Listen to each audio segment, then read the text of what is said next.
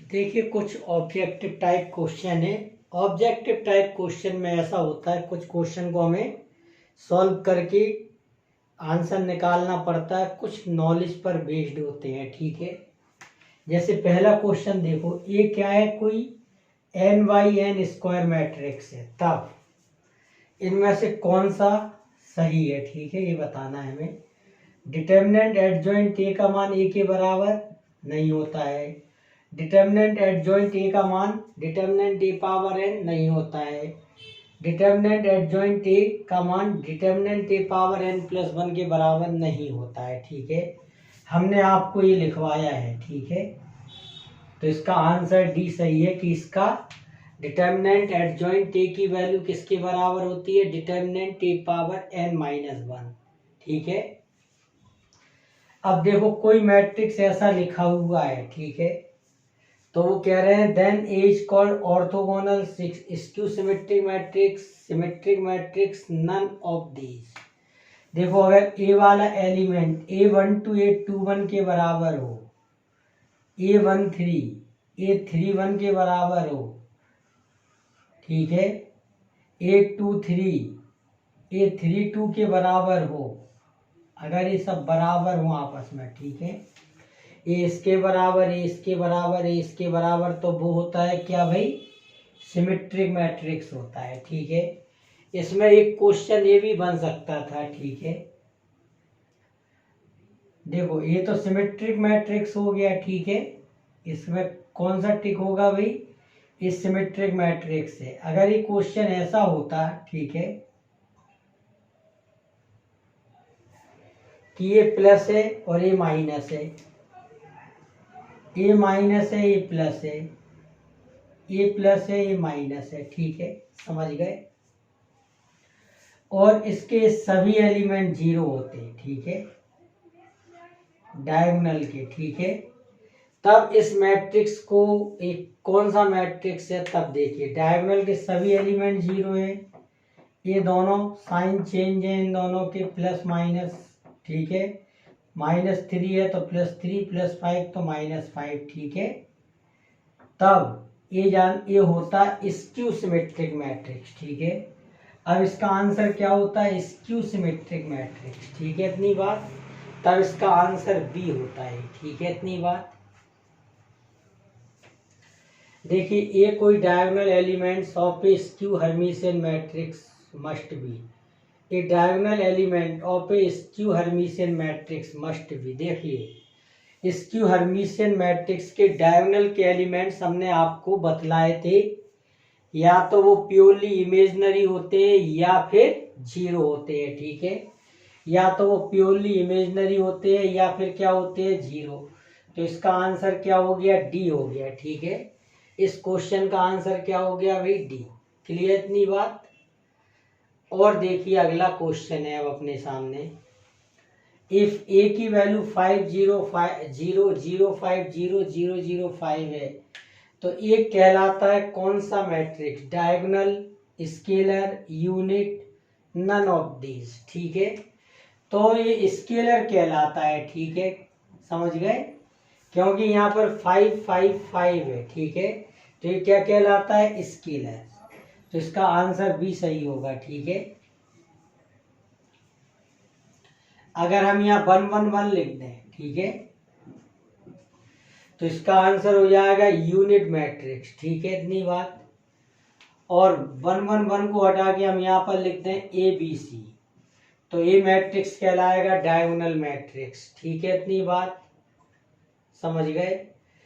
तो अभी इसका आंसर क्या है भाई, यहाँ पर क्या है, 5 5 और 5। ठीक है, तो बड़े ध्यान से आपको ऑब्जेक्टिव क्वेश्चन में, ठीक है, जो भी आपको थ्योरी वगैरह लिखवाई गई है, जो भी आपको बतलाए गए हैं नोट में, उनको हर चीज को बहुत ध्यान से आपको पढ़ना है। ठीक है, तभी आप ऑब्जेक्टिव क्वेश्चन के आंसर दे पाएंगे, यदि आपका पेपर ऑब्जेक्टिव होता है तब। ठीक है,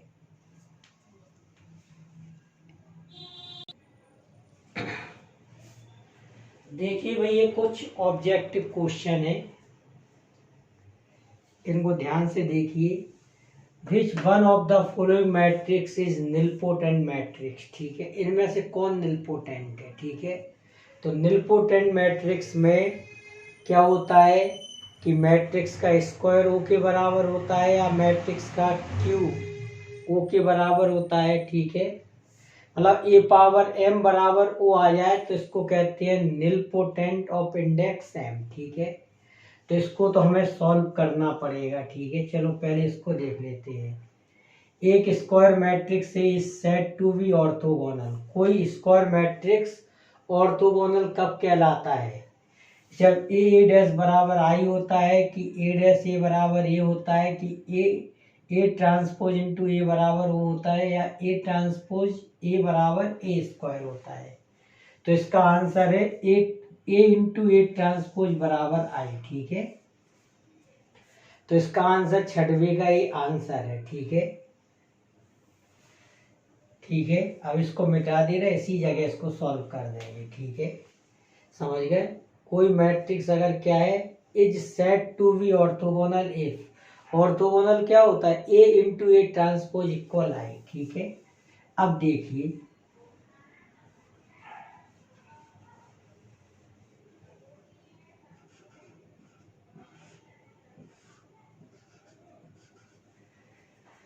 देखो, इसका स्क्वायर किया 1001 1001, ठीक है।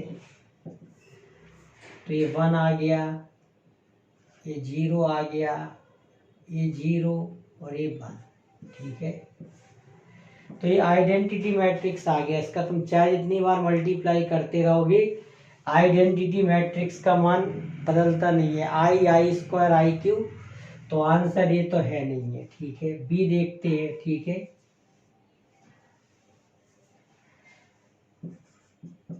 इसका मल्टीप्लाई कर रहा है 1 माइनस 1 0 0 और 1 माइनस 1 0 0, ठीक है।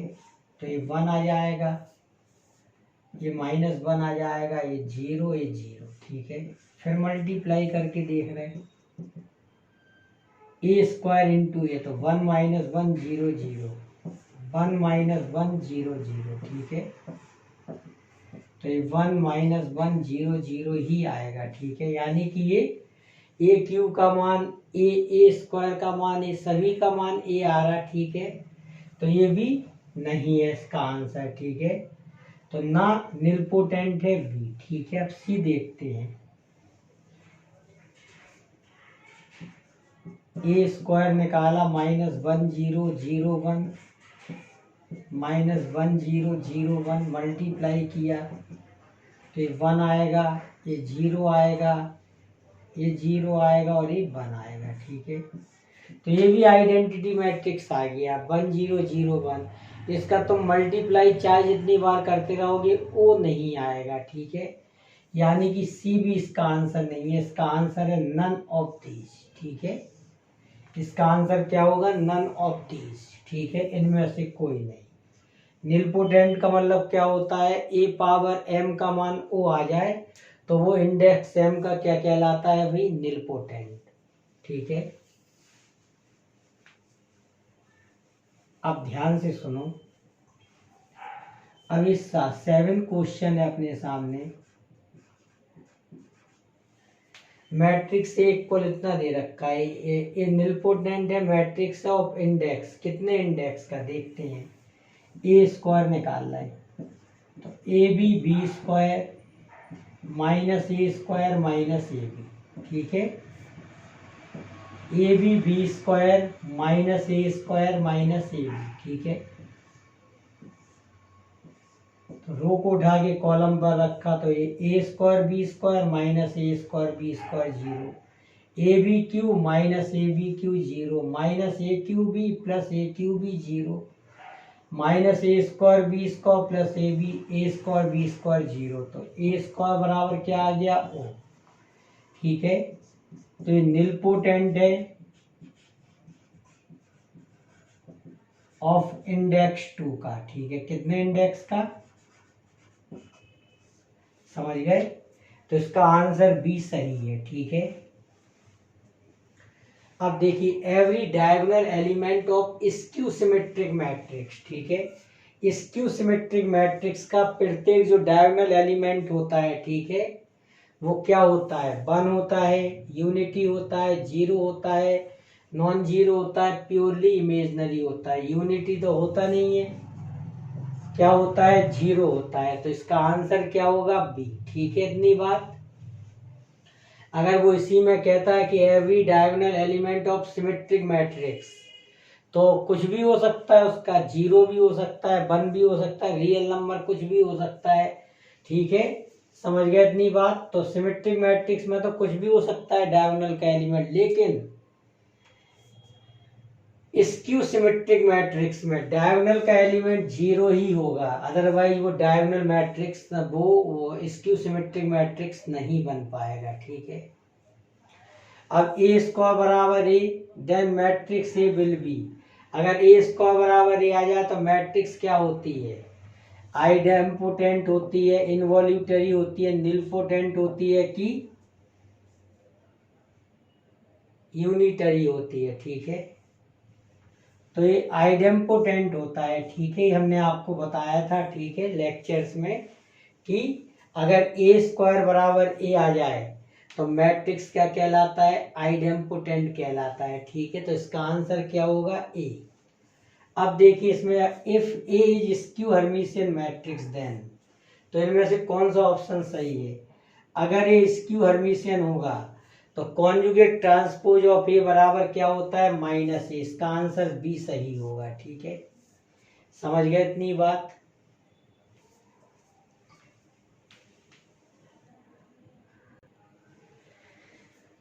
देखिए अपने सामने एक क्वेश्चन है, कुछ ऑब्जेक्टिव और, the necessary and sufficient condition for a matrix to be invertible, invertible का मतलब होता है A inverse, is that it is, ठीक है, अगर कोई मैट्रिक्स इनवर्टिबल हो तो वो नॉन सिंगुलर होता है, ठीक है। नॉन सिंगुलर में क्या होता है, डिटर्मिनेंट ए का मान 0 नहीं होता है, समझ गए इतनी बात। तो इसका आंसर क्या होगा, नॉन सिंगुलर, ठीक है, आंसर बी होगा इसका, ठीक है।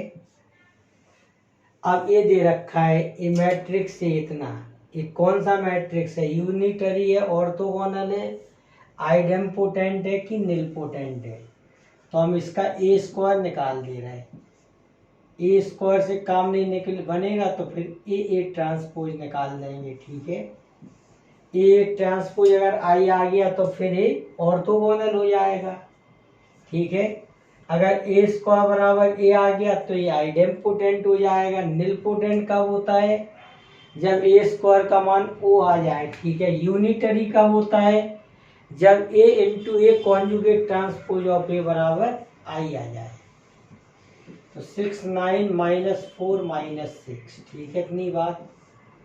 इसका इसमें मल्टीप्लाई किया है, 36 - 36, ये क्या हो गया, 54 - 54 -24 + 24 -36 + 36, तो ये ओ आ गया, ठीक है। ये ए स्क्वायर बराबर ओ आ गया, इसका मतलब है ये निलपोटेंट है इसका आंसर, ठीक है, समझ गए इतनी बात। अब देखिए 12 क्वेश्चन है, शो दैट द मैट्रिक्स से, इतना दे रखा है, इज यूनिटरी मैट्रिक्स, ठीक है। इफ, अगर ये यूनिटरी मैट्रिक्स है तो एक का भी यूनिटरी होगा, इफ इतने का मान क्या होगा, ठीक है। चलो यूनिटरी मैट्रिक्स में क्या होता है, A into A conjugate transpose की वैल्यू क्या होती है, आई के बराबर, ठीक है। तो देखिए आप इसको कैसे करोगे। देखिए 12वां क्वेश्चन अब हम लोग कैसे करेंगे। Show that the matrix equal, इतना दे रखा है, यूनिटरी मैट्रिक्स। अगर ये मैट्रिक्स यूनिटरी मैट्रिक्स है तो हमें इसके इक्वल में प्रूव करना है कितना होगा, ठीक है। 0 होगा, 1 होगा, -1 होगा, या नन ऑफ दीज। तो इसको कर लीजिए -बीटा प्लस, ये थोड़ा सा गलत है, आइडियल, और अल्फा - आई गामा, ठीक है। तो ये यूनिटरी गिवन है, यानी कि आपको गिवन है ए कॉन्जुगेट ट्रांसपोज बराबर आई। ठीक है, तो ये तो इतना ही हो गया, alpha plus i gamma minus beta plus I del और बीटा प्लस आई डेल और एल्फा माइनस आई गामा। ठीक है, और जब एक कॉन्जुगेट ट्रांसपोज आप निकालोगे तो रो को कॉलम बनाओगे, माइनस बीटा माइनस आई डेल, बीटा माइनस आई डेल और एल्फा प्लस आई गामा, और बराबर में क्या हो 1 0 0 1। ठीक है, इसका इसमें मल्टीप्लाई करोगे तो आपको मिल जाएगा alpha square plus gamma square plus beta square plus del square. ठीक है, इसका इसमें करना, इसका इसमें करना। देखो जब इसका इसमें करोगे तो ये मिलेगा alpha beta minus i alpha del plus i gamma beta और प्लस का गामा डेल। ठीक है, जब इसका इसमें मल्टीप्लाई होगा तो माइनस का एल्फा बीटा, ठीक है, माइनस आई बीटा गामा, ठीक है, प्लस का आई डेल एल्फा, ठीक है, माइनस का डेल गामा। तो ये सब कैंसिल हो जाएंगे। ठीक है, देखिए इससे कैंसिल हो जाएगा, ये इससे कैंसिल हो जाएगा। ठीक है, इससे ये दोनों ये दोनों ये दोनों और ये दोनों, तो यहाँ 0 आ जाएगा। ठीक है,